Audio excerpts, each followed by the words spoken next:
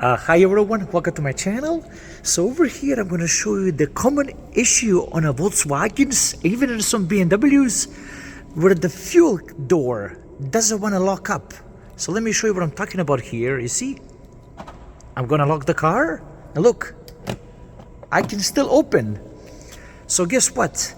The locking actuator, which is this guy here, has failed. And then this part over here at the dealer costs about $120 plus tax, so about 140 Canadian. Okay, now here is the problem. I'm gonna show you what needs to be done in this video, just so you have an idea what's going on. This trim here, this one needs to come off. This trim here needs to come off. So that way you gain access to this carpet here, behind the carpet that has a harness right there and the jack.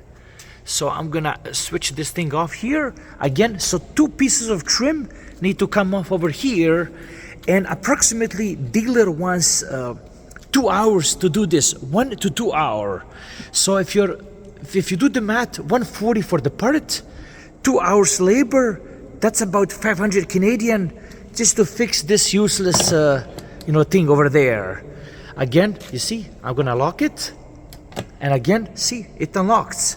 So just wanted to give you a informative video that this is quite pricey thing to fix.